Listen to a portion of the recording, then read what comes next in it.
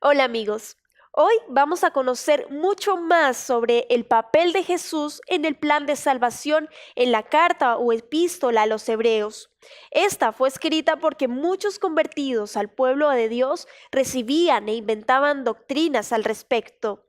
El libro explica que Jesús es más importante que Moisés, los ángeles y todos los profetas, y lo anuncia como el gran sacerdote que intercede ante Dios como abogado y juez para que nosotros seamos salvos. Solo tenemos que seguirlo y creerlo por fe. Acompáñanos y dale un tiempo de paz a tu vida.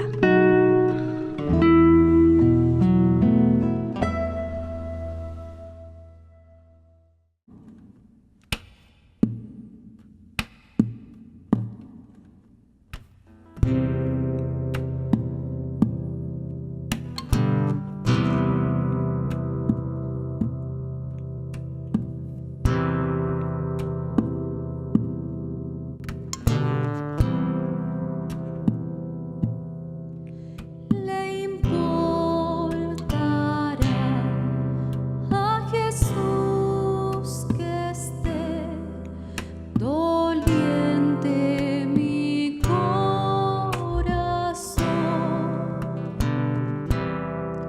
si ando en senda oscura de aflicción, puede darme consolación.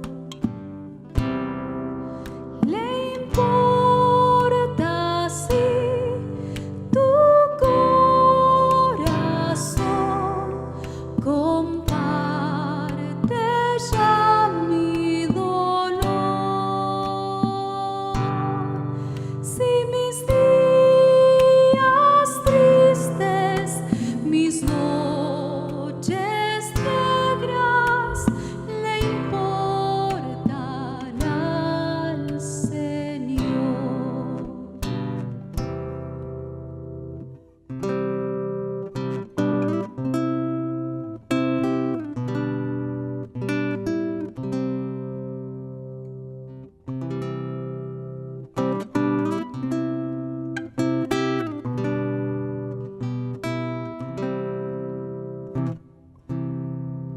Le importará cuando diga adiós al amigo más caro y fiel, y mi corazón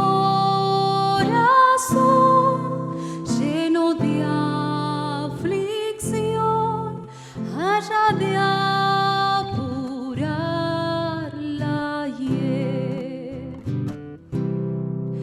Le importa si tu corazón comparte ya mi dolor. Si mis días tristes, mis noches negras le importan al Señor.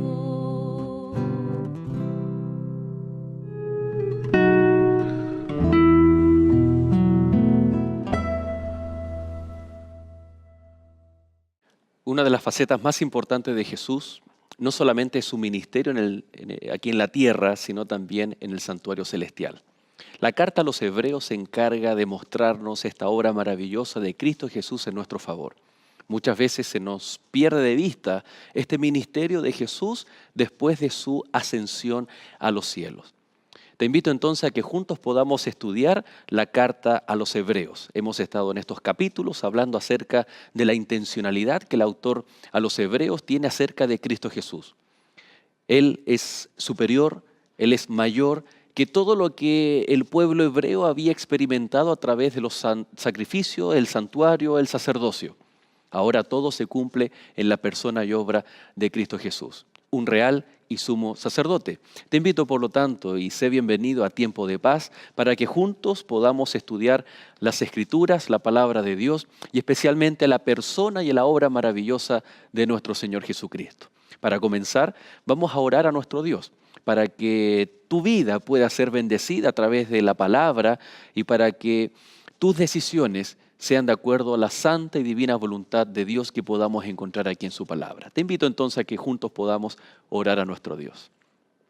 Querido Dios y Padre, muchas gracias te damos por la oportunidad y el privilegio que nos das de poder estudiar tu palabra.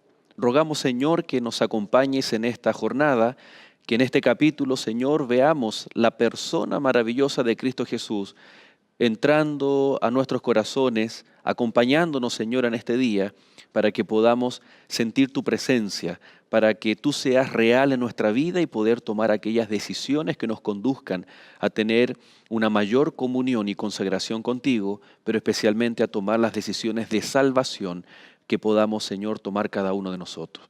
Te damos gracias, buen Dios, y oramos en el nombre poderoso de Jesús. Amén. Vamos entonces, en el capítulo anterior estuvimos terminando con un texto muy especial, el capítulo 4, versículo 15 del libro de Hebreos.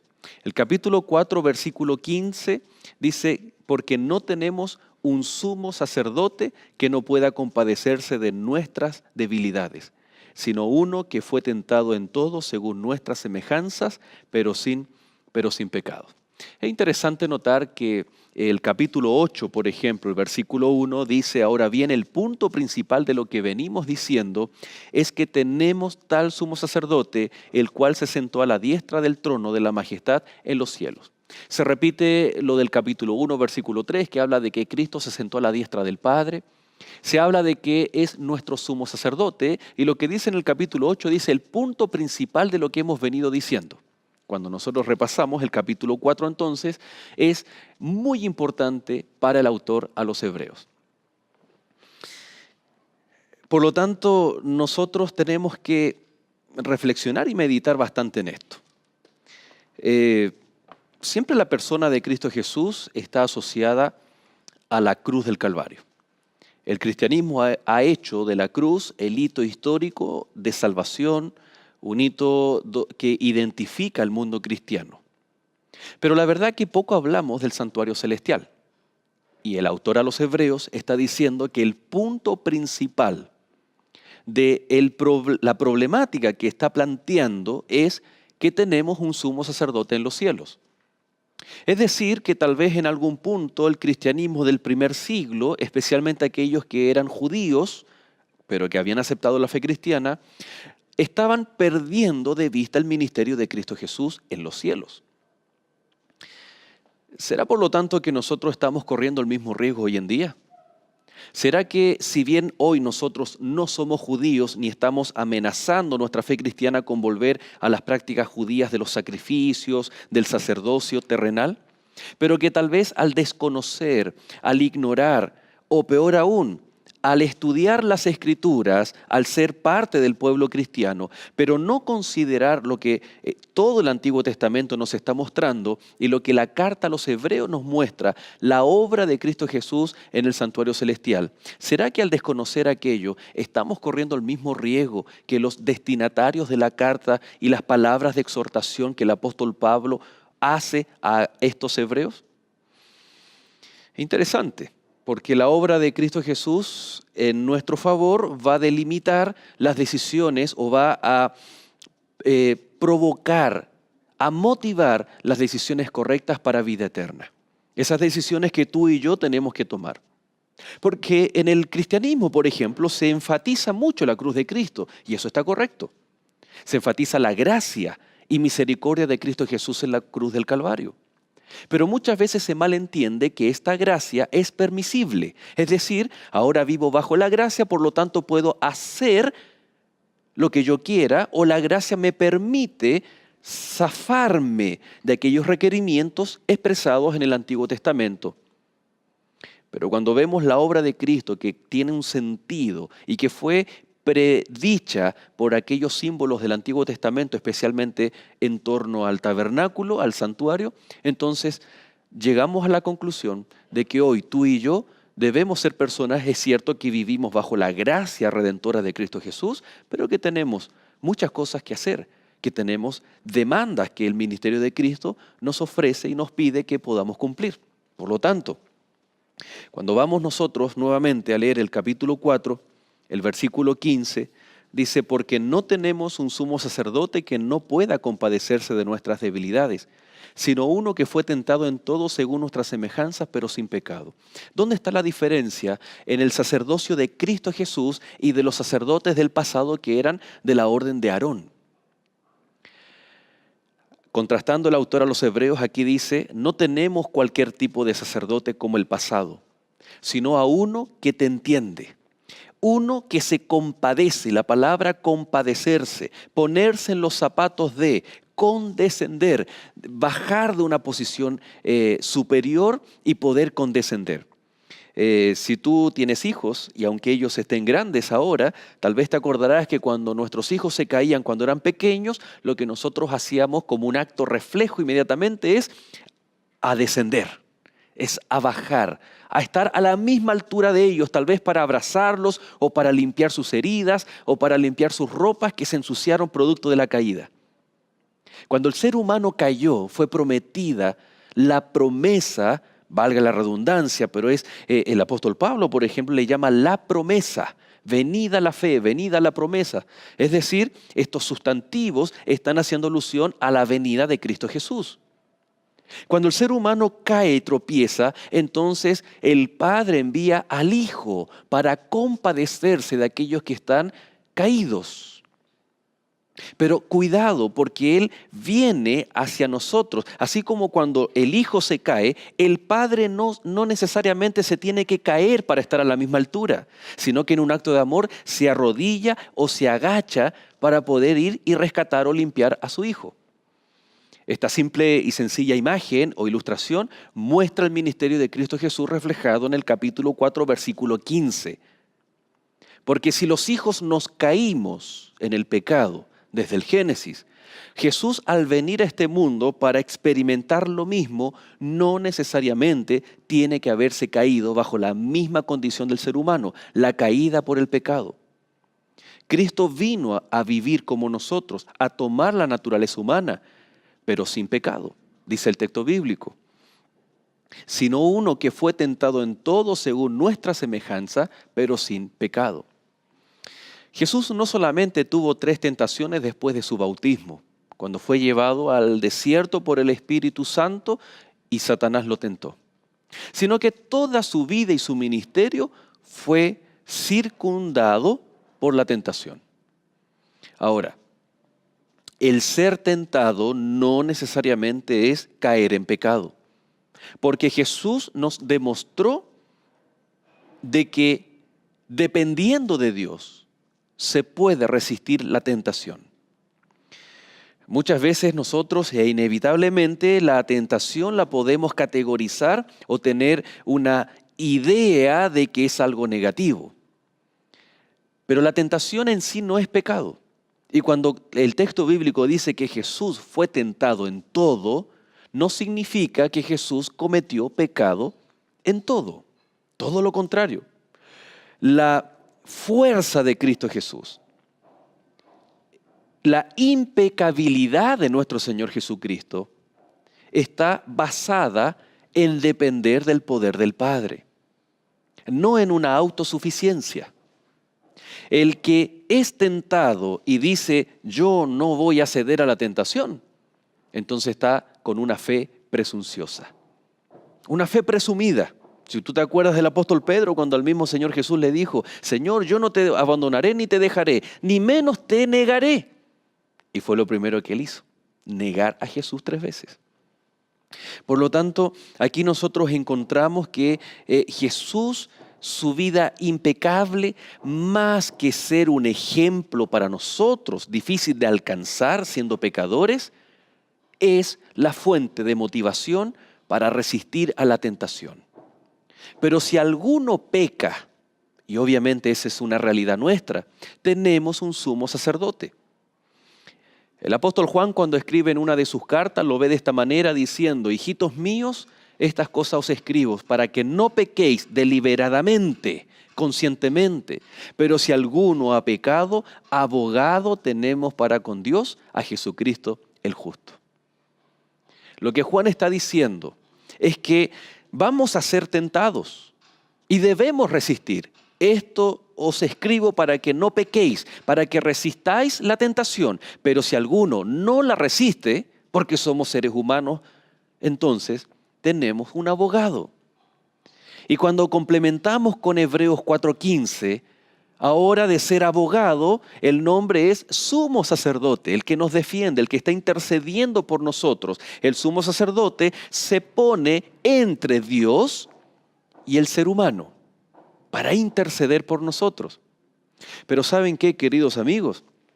Aquí la Biblia nos está diciendo que Cristo Jesús fue tentado en todo. Esto es, por ejemplo, cuando contratamos los servicios de un abogado.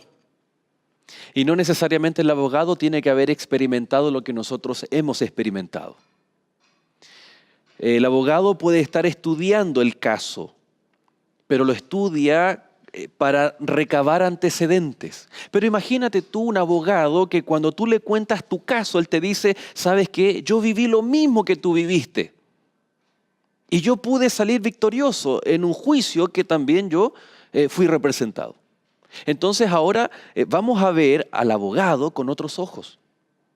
Hay una diferencia entre el que no se condice o el que no conciende con nosotros. Hay ese abogado que sabe teóricamente nuestra situación. Una diferencia entonces con aquel que ya ha vivido lo mismo que nosotros tal vez hemos vivido. Y nuestro sumo sacerdote, la Biblia dice que fue tentado en todo, pero que él no cometió pecado. Por lo tanto, aquello que tú estás viviendo, Cristo Jesús ya lo vivió, como lo comentábamos en capítulos anteriores. Pero el texto no termina allí. Dice, por ejemplo, el versículo 16, por lo tanto, acerquémonos pues confiadamente al trono de la gracia para alcanzar misericordia y hallar gracia para el oportuno socorro. Aquí viene la consecuencia. Hoy, en estos momentos, tenemos a Cristo Jesús siendo nuestro sumo sacerdote, que nadie mejor en el universo nos entiende como Él. Cuando muchas veces en la soledad estamos sufriendo por alguna situación X, ese sufrimiento se adiciona, se le agrega otro sufrimiento, y es precisamente el estar sufriendo a solas. Tal vez tienes a tu esposo, a tu esposa, a tus hijos, gente amada que te rodea, pero aún así lo que tú estás viviendo nadie más lo puede vivir. Tal vez me estoy refiriendo a una persona que me está mirando y tiene cáncer. Y cuentas con el apoyo de tu familia, porque eso es lo que hace el cáncer, une a la familia. Pero en la soledad de la noche tal vez tú te sientes solo o sola. Porque nadie, ni siquiera el que está al lado tuyo, puede estar experimentando los dolores físicos o la incertidumbre, el temor a la muerte, el temor a la enfermedad que tal vez solamente ocurre en tu corazón. Pero bajo este concepto, querido amigo, sea cual sea tu situación, nosotros encontramos que Cristo Jesús es el único que nos entiende, es el único que toma nuestra causa como abogado e intercede y nos defiende ante el Padre. Pero ¿en qué se trata? ¿De qué se trata su obra? Si bien ya comienza a partir del capítulo 8 a hablar de la obra de Cristo, aquí hay algo bien interesante, porque el capítulo 4, versículo 16 dice, acerquémonos pues confiadamente. El saber que Cristo vivió como nosotros y venció la tentación, entonces debemos acercarnos confiadamente. Qué curioso, porque una de las cosas que menos hace el ser humano hoy en día es confiar. Somos desconfiados. Y aquí dice, acerquémonos confiadamente al trono de la gracia. Rápidamente, porque el tiempo se nos termina, pero ¿te acuerdas tú que la Biblia decía en Apocalipsis 3:21, al que venciere le daré que se siente conmigo en el trono? Es decir, que cuando Cristo venga, esa promesa se podrá cumplir. Pero mientras tanto, tú puedes ser un vencedor. Y aunque no nos sentemos ahora con el Padre, a la diestra del Padre, en su trono, Ahora el ministerio de Cristo Jesús lo que está permitiendo es que nos acerquemos al trono de la gracia. No necesitas a nadie más que Cristo Jesús para llegar al trono de la gracia. No necesitas arrodillarte o caminar de rodillas en una procesión para que tus pedidos sean contestados. Porque Cristo Jesús es nuestro sumo sacerdote, porque el Padre lo posicionó en ese ministerio. Entonces es que nosotros ahora podemos ganar el favor del Padre. Es que nosotros tal vez ahora podemos ser escuchados a través de Cristo Jesús ante el Padre. Por esta razón Cristo dijo, todo lo que pidierais al Padre en mi nombre y yo os lo daré. No estoy diciendo, y tal vez más adelante vamos a desarrollar esta idea, no estamos diciendo que hay un Dios, un Padre airado, enojado, y que y Cristo Jesús tiene que aplacar la ira para que no seamos nosotros destruidos. No, Dios es un Dios de amor, que ha puesto a su Hijo Cristo Jesús para que nosotros nos acerquemos al trono de gracia. Tú no necesitas ningún otro mediador a no ser Cristo Jesús, el único que puede llevarnos al trono de la gracia. Y luego dice, para alcanzar misericordia. Esta palabra alcanzar me gusta mucho, porque el cielo nos está ofreciendo la salvación, pero no es automática, no es instantánea. Cuando tú quieres alcanzar algo, tienes que hacer una acción de ponerte de pie, acercarte y tomar algo. No todo depende del cielo, también depende de nuestra decisión. Por lo tanto, cuando dice que hay un oportuno socorro, hay una salida oportuna para nuestros sufrimientos, pero hay algo que nosotros también tenemos que hacer. Somos débiles, la Biblia lo dice, necesitamos de Cristo Jesús, necesitamos ser librados, eso es lo que está diciendo, necesitamos confiar y acercarnos al trono, pero querido amigo, por favor, nosotros tenemos que hacer algo y es alcanzar esa misericordia.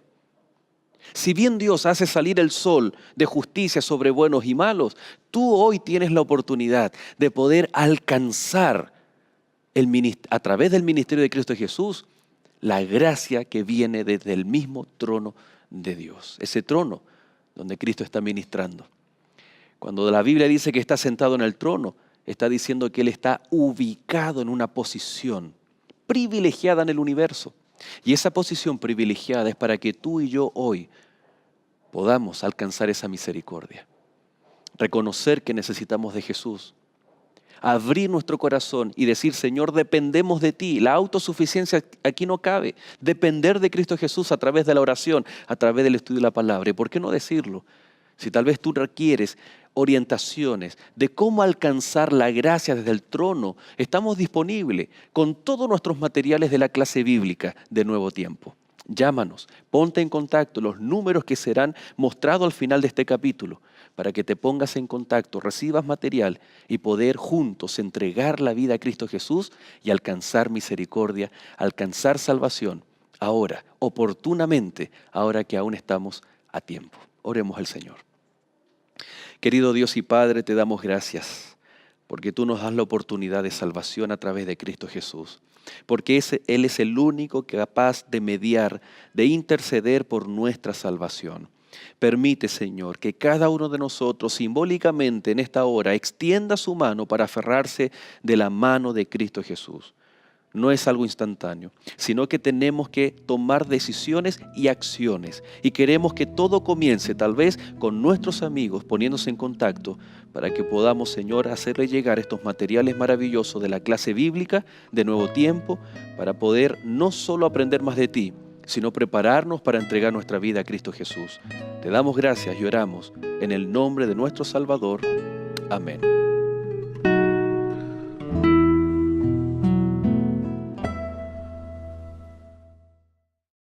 Espero que este mensaje inspirado haya traído gozo y alegría a tu corazón.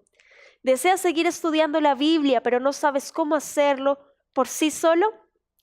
Tenemos la solución para ti. La revista La Biblia Habla te ayudará a estudiar las Escrituras de forma sistemática, ordenada y dinámica.